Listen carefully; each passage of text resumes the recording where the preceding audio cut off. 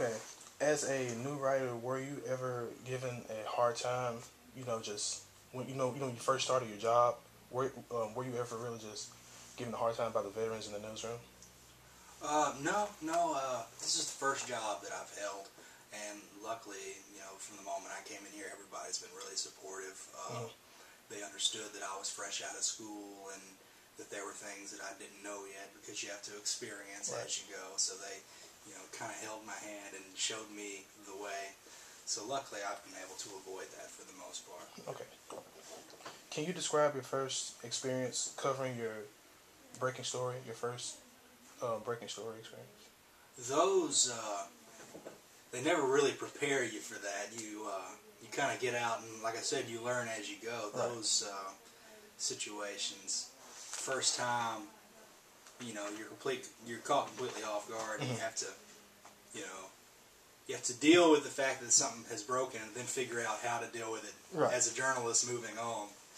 And once you wrap your mind around it, it's like anything else that you cover. It's just you have to do it at a quicker pace. That's right. Right. Because, especially around here, we're competing with Memphis TV News, and they get it up that night. Mm-hmm. So if we're not quick, we're left behind, and the boss isn't happy. And if he's not happy, nobody's happy. Exactly. Right. So what has been your most successful story yet? I got here in June 2011, and the Mississippi Press Association holds a Better Newspapers contest each year. So they run from January 1st to December 31st, and everything from the year 2011 was considered in the competition. Okay. And I had, I guess, June 20th through December, so I had half the year, and everybody else had a year. But luckily for me, I guess, I was able to get first place in 2 categories in the state and second place in a third. So those, I felt pretty good about that. Yeah. So what's your biggest challenge you faced as a reporter? Well, probably one of the biggest challenges in a small community like we have is some weeks there just isn't much going on. I mean, we don't always have news. Memphis has news that kind of feeds itself every day, and that's how the news up there thrives. But we have to go digging sometimes for news just to find something to fill a paper, and it's not always easy. Yeah, I've always wondered like how you guys find these stories because, like you said, Senatobia and Tate County is small, so you have to go and try to find these stories. But when you're in the large market like Memphis, like stories just kind of come to you. Yeah.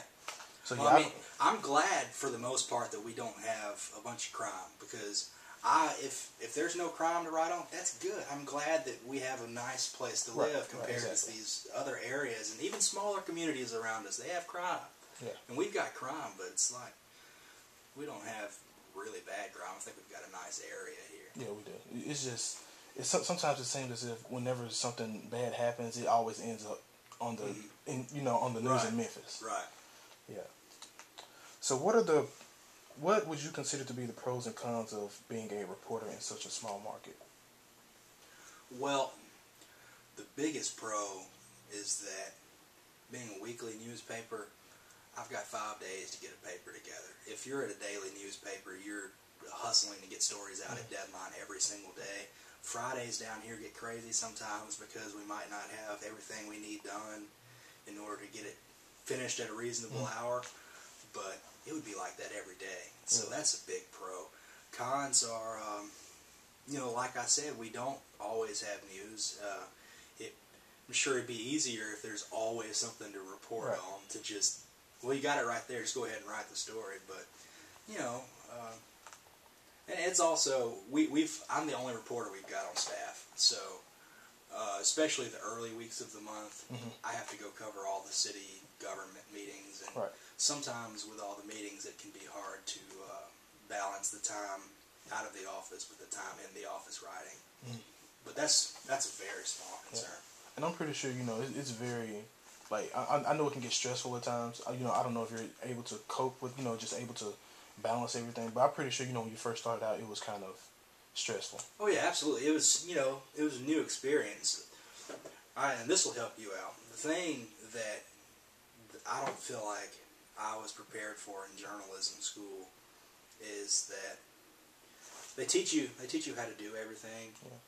but they don't necessarily teach you how quickly some things need to be done. Right. They don't teach you time management. Mm-hmm. And that's something you kind of have to get out and learn on your own. Yeah. And there's an adjustment period there. Really, it's not a big deal, but when you first starting, you've definitely got to adjust to it. Yeah, like meeting deadlines and things Mm-hmm. like that. Yeah, we're trying to get used to that now. Mm-hmm. You know, I really didn't. I knew deadlines were important, but I didn't realize how effective you know how important they Mm-hmm. were until I actually, until my first year of college, until I started. I got my first assignment. Well, it's not necessarily a deadline. I mean, you can know a deadline and you can meet it, but it's if you've got a deadline to meet. If I've got to have story A done by, let's say, Wednesday afternoon, so I'm writing it Tuesday morning, I got plenty of time to work on it, and I'm not stressed at all. Then all of a sudden something breaks, like you said, and I've got to rush off and cover that and write about that immediately before Memphis gets it. Then all of a sudden story A, which still needs to be done Wednesday, isn't done, and you're like, where did all that time go? So you have to figure it out and make sure you get it done. So what obstacles did you have to overcome to get to this position? Like, what were some of the struggles you've had, like during high school or college, to get to this point? I think the biggest thing when I was in school was I never studied for anything. I mean, I just went to school, paid attention, tried to stay awake, got the assignments, and then I got home and I didn't bother to study because I listened to it in class, and I just, my GPA was enough to get me through, but if I could go back and do it differently, I keep telling myself that I would study and have a higher GPA and all that, but I don't know if that's the case or not. Yeah, I'm the exact same way. I have a hard time studying. My study habits aren't really the best, but like you said, I try to pay attention to class and take notes and things like that. But I'm just not a big study person. Well, my honest thing was I didn't know how to study. I mean, I never learned in high school how to study because I was just winging it there too. And so I got to college and there was something I needed to study on. I'd sit down and be like, well, what am I doing? Right. Yeah. But it's kind of, it gets a little better. You just have to, a couple people have told me, you're going to learn how to study in college. So, you just have to get used to it. It's an adjustment. So, what type of advice would you give someone as of myself, who's in college and, on their, just working their way up? Learn how to study. Like you said, make the most of the opportunity you've got while you're in school.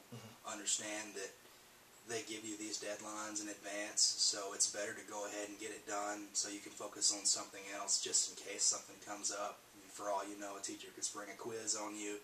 You get in class Monday, your assignment's due Wednesday, and they tell you, oh, we got this huge test Wednesday, and then you still got your assignment to do, but you need to be studying for the test. You just never know when something like that's going to happen. So just, if you know in advance, go ahead and get it done. Exactly, yeah. Just don't, I try not to procrastinate too much. Yeah. Because that can really be a big issue, especially, in this field. You just don't want to procrastinate on anything. So what is your educational background? Well, I lived here my whole life. Went to Senatobia, graduated in 2006. Went to Northwest and did general college for 2 years. Didn't know what I wanted to do. Went to Ole Miss and got into journalism because I wanted to be involved in sports, and writing is something that I felt like I did pretty well. And then right out of Ole Miss, there was an opening at the paper here that I applied for, and I got the position, and I've been here ever since. I'm not covering sports, but I'm here in town, and I can live at home, and that saves a lot of money. Yeah, it really does. Would you consider social media to be an important part of your work? Like, do you use Twitter and Facebook a lot? I use it a lot, but it's on a personal basis. We don't use much of a focus on it here.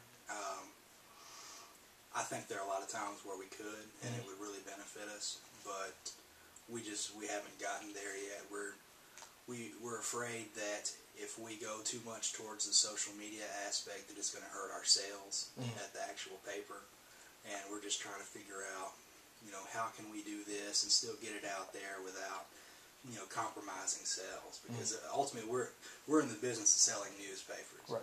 So it's kind of we have to weigh it out. I kind of I understand where you're coming from because you know using social media you can kind of it kind of puts you on the borderline of losing credibility a little bit. Well, yeah. Social media, it's you put something out there and you get it out there immediately. The problem is a lot of times by the time you get it out there, you haven't had time to fact check it. Something could be wrong, but if it's out there, it's out there. Then you don't want anything like that coming back to you. Right. Yes. So, do you find dealing with changes now than in the past easier related to your job? What kind of changes do you have in mind necessarily? Like, just certain adjustments, things that you weren't used to when you first started the job that you still have to deal with now. Okay, I definitely feel like I've settled into more of a routine. Things happen, even when news breaks, it'll stress me out, but it's not like it was because I'll know how to handle it. Right. It's more like it stresses me out because, well, gosh, I should have done this story, but I know I'm still going to get them both done. Whereas, when I first started, I'd go home and be like, how am I going to get this all done? But now I know I can do it, so yeah, it's pretty easy now. Yeah. I fear that sometimes, sometimes I get to the point where I'm like, I'll never get this. I'll never get this. I've had nights where I've stayed up, where I've had assignments from my instructor, and I would literally just write the story over and over again. I would take my my Association Express book, I would check it, I would double check it, I would do everything to try to get this story done. And sometimes I would have more than one story. Yeah. And they would be due the next morning, so I was like, oh my, I have to finish this. I thought I would never get them done. Yeah. But somehow, I end up pulling it off. Well, it gets to where the more and more you write, the less time it takes to write something. Yeah. Like, if I really know what I'm talking about, and if I can toss my undiagnosed ADD off to the side, because I'm terrible about getting distracted, man, I can get a long story done really quick, but I'm usually all over the place. Yeah. So sometimes it takes longer than it should. Yeah, I'm the exact same way. How has your current position been has your current position been your only position in the newsroom? Like, you've always been a reporter here? Right. I did some student reporting at school. At Ole Miss, we have the Daily Mississippian's on-campus student newspaper, and I did some reporting for their sports section. I did high school sports. And other than that, I've done a little freelance photography. I've had some photographs put on Scout.com of different high school football players that are being recruited and stuff like that. But reporter and photographer is really all I've done. So what type of expectations did you have when you first came in before you started your job? I don't know that I really had any because I really knew that I didn't know what I should expect because I'd never done it before. The thing, I might would have some had I been covering the same type of stuff for the Daily Mississippian, but because I was covering sports down there and because I knew I wasn't going to be covering sports here, I didn't know. So it was a big learning curve at first, just going to these meetings, and I knew who a lot of them were because I've grown up here, but I didn't necessarily know what they did or when they would talk about something in their meeting. Whereas now I would know exactly what they're talking about, but there was a lot of studying. I learned how to study here, having to research what this meant. Yeah. So, what made you choose the field of journalism? Well, it was something I was good at, and I've always heard that you'd be better off going into something that you're good at than something that you don't know how to do and you think's cool, but you want to learn all about it. Because you may not be good at it or not, but sports, being involved in sports, and just because writing is something that's always come naturally for me. So what are your likes and dislikes about journalism, about your career? I like that it's so laid back here. I really enjoy that. I enjoy that I'm going to make mistakes, but they understand that I'm going to make mistakes because everybody in here makes mistakes, but they never ride me about them. They just be like, well, we need to, kind of watch that going forward, so I haven't had much trouble with that. don't like, because we're such a small newspaper, that none of us can take several days off at a time, because the paper comes out every week. Right. And if one of us is missing, if I'm missing, we don't have news stories.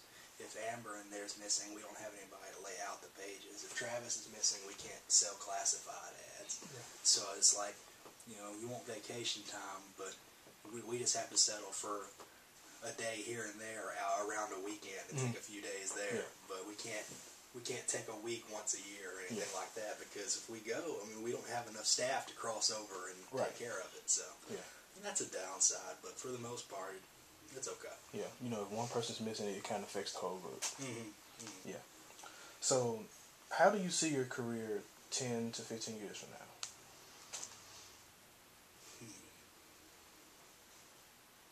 I don't know. Journalism, it's a changing field. I think you're right in that it's really heading towards the internet and social media. I really don't know. I'm along for the ride right now. Right. Okay. So have you ever had any doubts about covering a certain story? Yeah, I'll tell you one thing that concerns me, and I don't know if it's necessarily, it should be a concern or not, but anytime we run, like, people who've been arrested on felony charges, or people who've been sentenced in circuit court, we run that type of stuff, and their names are in the paper and stuff like that, and it says they were released on bond, or they were just sentenced to probation and not actually going to prison. I'm like, I really hate that my name is attached to this, because somebody could read their name and get mad and come in here, and I'm just like, I don't have anything against you. I'm just trying to do my job. Right, but exactly. you try explaining that to somebody who's been in trouble and has a chip on their shoulder anyway. But that's the main thing for me. Have you ever had that problem before? No, nobody's ever come in here. I think a lot of times the people who are getting in trouble are not the ones who are reading the paper. Right. That's kind of how I feel. But like I said, I don't know if it's a legitimate cause for concern or not. But I'm always paranoid in the back of my mind, like we shouldn't be doing this. But yeah, crime stuff. I don't really like covering crime stuff. That's why I'm glad we don't have much crime. Yeah. Just because I feel like people make a mistake, but I've got some personal, like, hang-ups on calling people out on their mistakes. I know it's my job, but it's like, I feel like, well, why we got to rub their face in it? So what do you consider to be your newsroom's most important aspects? Well, we're the sole source of news for Tate County. Memphis News will jump down here and cover something controversial, but they're in it for controversy. I think we do a good job of, telling people the day-to-day work of their government. I think a lot of our feature stories are, we've got a lot of interesting people here who have interesting stories to tell, and people would never hear them if it wasn't for us reporting them. I think we put out a pretty good product. We do pretty well at these competitions compared to other papers our size, so I think Tate County has a good newspaper in that regard. Sometimes you wish you could do more, but at the same time, I feel like we do pretty well with what we have. Right. So what are some of the skills and attributes that a feature journalist would need to make it in this field? Just stay on top of things. Keep up with what's going on in the world. The more you read in terms of news stories, the better you're going to write, and the more you're going to know. Everything that happens has happened before, in some sense, and the more you know about what's going on, the easier it is to react on the go. Study your local government. Keep up with what's going on in town, so that if you're ever in a position where you have to tell people about it, you know what you're talking about. It's a really slippery slope to start writing about stuff that you don't know anything about. Yeah. So, what's normally done in the day-to-day's work around your newsroom? Well, me personally, if I have a meeting to go to, I'll go cover the meeting, and I'll sit there with a audio recorder and also my notepad, and the recorder's picking up on everything. But if I'm taking good enough notes, I never have to go back and listen to it. And usually I want to try to get the main things on my notes.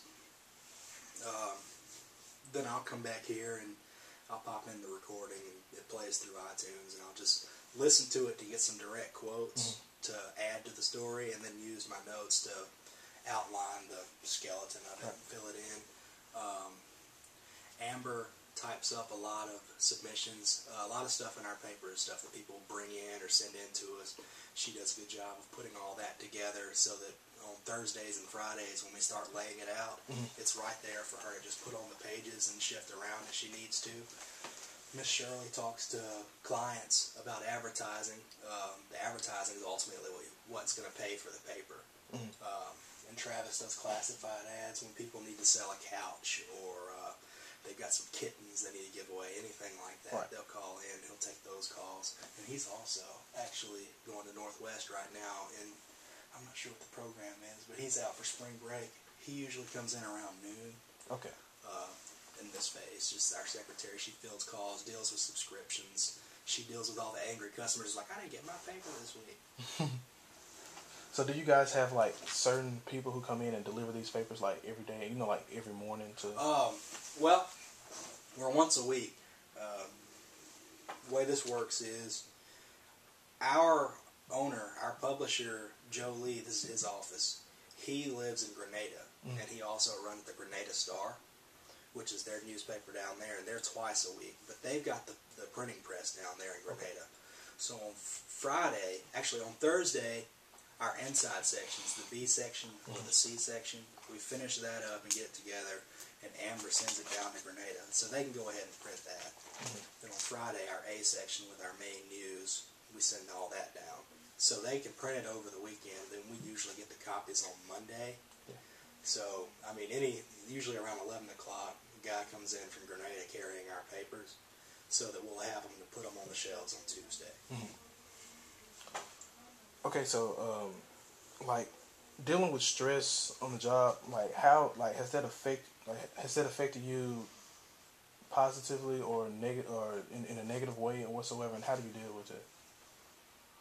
Well, I'm definitely a stronger person than when I started here, because going to school and all, I never held a job before I started here, really, like anywhere. I was lucky enough to be brought up in a situation where my parents were like, well, if you're going to be in school, you don't have to work because we don't want to hurt your grades or anything like that. And I knew it probably wouldn't hurt my grades anyway, but I took the easy way out. My sister always works, but this life experience, man, just learning how to deal with stuff. The things that stressed me out at first don't stress me out anymore. If I'm getting stressed out these days, it's something that I haven't seen yet. Right. But still, I can adjust to that better than I did at first, because, I mean, you're first starting out and you're stressed out. You're going to go home and it dominates your thoughts at home. And these days, I can go home and forget about it. And that's where you want to be. You want to be a different person at home than you are at work. Right. So, it's been good for me. It's never fun, but it's been good for me. Yeah. So do you watch, like, I'm pretty sure you probably watch the Daily News. Well, I keep up with it more online. Okay. I don't watch it much on TV, but I keep up with it online. If there's something about us on there, I'll watch it. Yeah. But, how do you, like, just kind of, just bring in all of this, so, it gets to a point where, you just, like, have you ever had a time where you had a bunch of stories at one time, just come, like calls and things coming in? Yeah, there have been a few weeks like that. Even in Tate County, where we don't have much happen, it seems like a lot of times it all happens at once. And I guess what you want to know is how I react to that. Yeah. It's just really, if there's actually like somebody meeting somewhere or holding a press conference somewhere, obviously I have to be there. But outside of that, I just try to get them done one at a time. Right. You get done with one thing and make sure you get that done before you start worrying on the next. Other weeks, just in general, I'll put myself in those situations. I'll get to start procrastinating one week or something, and then all of a sudden I've got to get everything done on Thursday or something. But it's usually get one thing done at a time. Sometimes I'll be waiting on a quote from someone just to supplement a story. And so I'll have that sort of finished and on the back burner while I work on these other things. And I think that's good too because it's still being productive. But in a stress situation like that, just be sure you get at least one of them done and then start working on the next. Right. So do you do interview like do you allow interviews by email? Yeah. I mean, a lot of teachers will teach you not to do that, but I like it for a few reasons. A, a lot of times you've got stuff you've got to get done, and you don't need to leave the office and go talk to somebody. B, I actually like that they can see the questions and sit down and think about how they want to respond, because I think you get really good information that way. And C, another advantage to it is if they ever said something and you printed it, they can't come back and say, I never said that, because you've got a copy of it right there. Right. And I think they're a good thing. I think, face-to-face interviews are probably the way to go. But I like email interviews too, even though some instructors will tell you not to do that because you can't confirm that that's actually the person typing the email or anything. Right. Yeah. I think they're good. So what's your policy on gifts? Like, have you ever just went to report, just been out on an assignment and, you were offered something? Like, do you take it, or does it depend on, what's being given? Again, that's an ethical question. It's something you tackle in an ethics class. I've never been offered anything real substantial. Like, I know some big newspapers will a reporter will get a huge offer. Somebody will drop $1,000 in an envelope and hand it to you. Write a good story about us. But for us, it's like we ran some stories that Coach Hunt from Senatobia submitted to us on running, and so one day I get a random email from him. It's like, what's your shirt size? And I tell him, and then a few weeks later he brings me in a T-shirt. And I took the T-shirt. It's just a T-shirt. Yeah. And also, I hadn't run anything for him. It was just stuff he submitted that we put in the paper. Right. We went to the Economic Development Foundation's annual meeting like 2 weeks ago, and they had gift bags on the table for everybody in attendance. And it was like a 150th anniversary of Senatobia plate and a little book about it. And we took those because we paid $30 for a ticket to go. Right. So, I mean, if it was something big, I might have a question about it. If I knew that they were trying to influence, a story, if I knew they were trying to cover their butt on something, then I'd be like, well, this doesn't feel right. But if it's just, small, insignificant trinkets, I don't see a big problem with it. Yeah. Technically, you're not supposed to, but if you know it's not going to influence what you're doing, then why not? Like, if it's not going to hurt the story or hurt somebody involved. Yeah, it doesn't affect your credibility at all. Yeah. Okay. So, thank you for your time, Mr. Are you from here?